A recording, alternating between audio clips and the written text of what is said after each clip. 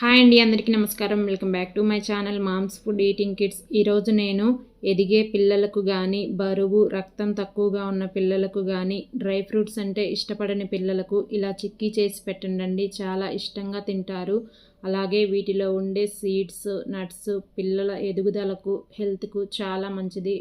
ఈ నట్స్లో ఉండే ప్రోటీను, సీడ్స్లో ఉండే ఒమేగా 3 ఫ్యాటీ యాసిడ్స్ పిల్లల ఎదుగుదలకు, బ్రెయిన్ ఇంప్రూవ్మెంట్కి చాలా ఉపయోగపడతాయండి.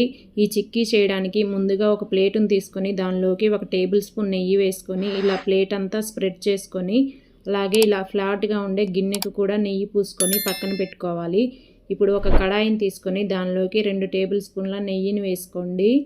ఈ నెయ్యి కొంచెం వేడయ్యాక ఇలా సన్న ముక్కలుగా కట్ చేసి పెట్టుకున్న ఒక అరకప్పు బాదం పప్పు, ఒక అరకప్పు జీడిపప్పు ముక్కలు, ఒక పావు కప్పు పిస్తా ముక్కలు, ఒక పావు కప్పు వాల్నట్స్ ఇవి వేసుకొని మంటని సిమ్లో పెట్టుకొని కొంచెం రంగు వచ్చే వరకు వేయించుకోవాలి. ఈ పప్పులన్నీ మీ దగ్గర లేకపోయినా మీ దగ్గర ఉండే వాటితోటి చేసుకోండి.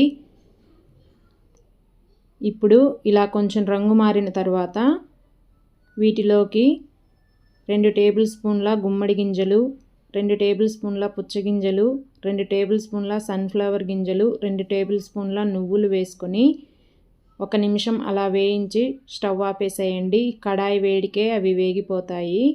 ఇలా వేగిపోయిన పప్పులన్నిటినీ తీసి ఒక ప్లేట్లో పెట్టుకొని పూర్తిగా చల్లారబెట్టుకోవాలి. ఇప్పుడు ఒక గిన్నెను తీసుకొని దానిలోకి 1.5 కప్పు బెల్లం వేసుకోండి. ఈ పప్పులన్నీ కలిపి 2 కప్పులు అవుతాయి. ఇప్పుడు దీనిలోకి ఒక అరకప్పు నీళ్లు వేసుకొని ఈ బెల్లాన్ని కలుపుకుంటూ బాగా కరిగించుకోవాలి. ఈ బెల్లం అంతా ఇలా కరిగిపోయిన తర్వాత ఇప్పుడు ఒక గిన్నెను పెట్టుకొని దానిలోకి ఇలా స్టైనర్ పెట్టుకొని ఈ బెల్లం నీళ్ళనన్నిటినీ వడకట్టుకోవాలి. ఏమైనా డస్ట్ పార్ట్స్ ఉంటే బయటకు వచ్చేస్తాయి.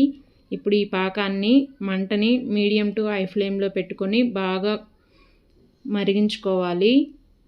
ఇప్పుడు ఒకసారి కలుపుకొని మధ్య మధ్యలో ఇలా పాకం చెక్ చేసుకోండి.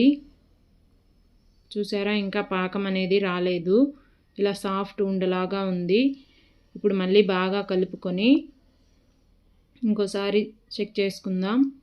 ఇప్పుడు కూడా పాకం అనేది సాగుతుందండి. పాకం ఇలా ఉండకూడదు. ఇలా కొడితే టక్ టక్స్ అని సౌండ్ రావాలి. అలా ఉన్నప్పుడు పాకం రెడీ అయిపోయింది. ఇప్పుడు మంటని సిమ్లో పెట్టేసి ఒక పించ్ ఇలా వంట సోడా వేసుకోండి. చిక్కీ అనేది క్రంచీగా ఉంటుంది. అలాగే ఒక 5-6 యాలక్కాయలని ఇలా పొడి చేసుకొని వేసుకోండి.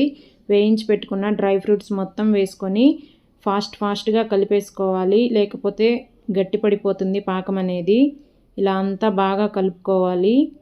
ఈ పప్పు బెల్లం అంతా కలిసిపోయేటట్టు ఇలా అంతా కలుపుకున్న తర్వాత మనం నెయ్యి రాసి పెట్టుకున్న ప్లేట్లోకి వేసేసుకోండి ఈ పాకం మొత్తం.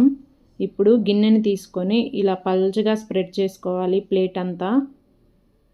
చూసారా, ఇలా అంతా స్ప్రెడ్ చేసుకున్న తర్వాత చిక్కీ గోరువెచ్చగా ఉన్నప్పుడే ఒక అట్లకాడికి నెయ్యి పూసుకొని ఇలా మీకు నచ్చిన షేప్ ఇచ్చేసుకోండి. నేను ఇక్కడ అన్ని స్క్వేర్ షేప్లో పెట్టేసుకుంటున్నాను మార్క్స్ అనేవి.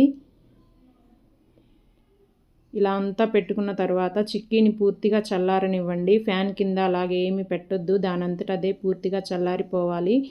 ఇప్పుడు చల్లారిపోయిన తర్వాత ఫస్ట్ సైడ్స్ తీసుకోవాలి. ఇలా అన్ని సైడ్స్ తీసుకున్న తర్వాత ఇప్పుడు చిక్కీ ఈజీగా వచ్చేస్తుందండి. ఇలా అంటూ ఉంటే చూసారా, అన్నీ ఇలా ఈజీగా వచ్చేస్తాయి. చిక్కీ పర్ఫెక్ట్గా రెడీ అయిపోయిందండి. మీరు మీ ఇంట్లో ట్రై చేసి నచ్చితే ఒక లైక్ చేసి మీ ఫ్రెండ్స్ అండ్ రిలేటివ్స్కి షేర్ చేసి నా ఛానల్ని సబ్స్క్రైబ్ చేసుకోండి.